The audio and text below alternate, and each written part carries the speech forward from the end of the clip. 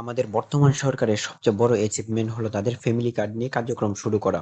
তো family card নিয়ে এখন পর্যন্ত জল্পনা কল্পনার শেষ নেই। বিভিন্ন ওয়েবসাইট বা বিভিন্ন ভিডিওর মধ্যে দেখা যাচ্ছে যে বিভিন্ন ওয়েবসাইট খোলা হয়েছে যে ওইখানে ক্লিক করলে আমরা আবেদন করতে পারতেছি, আসলে বিষয়টা ওইরকম না।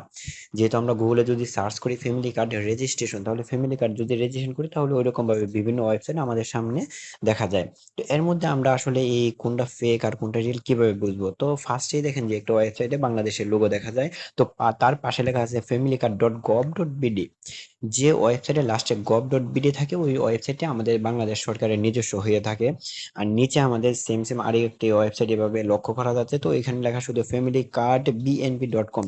তো আশা করি ওইটা আমাদের রিয়েল হবে না, কারণ ওইটার মধ্যে আমাদের .gov.bd নেই। আর আমরা অনেকেই হয়তো জানি এটি আসলে ফ্যামিলি কার্ড একটি সরকারের অর্থায়নে কাজ করছে। এটি কোনো ব্যক্তি মালিকানায় কোনো কাজ নাই, এটি জাস্ট সরকারের আমাদের একটি কাজ। তো এই ওয়েবসাইটে অবশ্যই আমাদের .gov.bd থাকবে। ওকে, তো ফার্স্টে যে আমাদের .gov.bd দেখা যাচ্ছে, তো ওই ওয়েবসাইটে আমরা ক্লিক করব।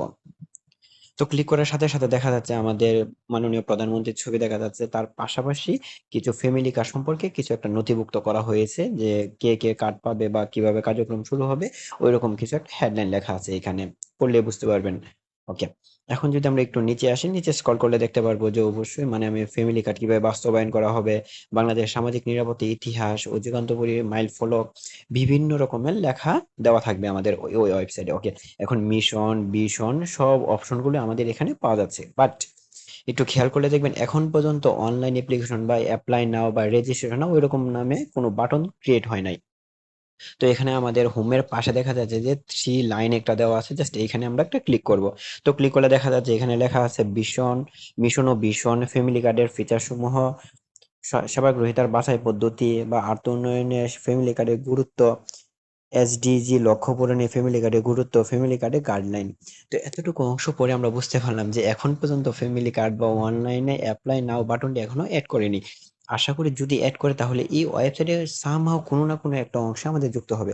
তাছাড়া আমার আইডিয়া মতে যে আমাদের বিভিন্ন ওয়েবসাইটে যে আমরা দেখতে পারতেছি যে অ্যাপ্লাই নাও, আশা করি ওইগুলো ফেক হবে। তো অবশ্যই অ্যাপ্লাই করার আগে আপনি আপনার জাতীয় পরিচয়পত্র, ফোন নাম্বার, ওটিপি কোথায় দিচ্ছেন ওইটা যাচাই করে অবশ্যই আবেদনটি করবেন। ধন্যবাদ ভিডিওটি দেখার জন্য।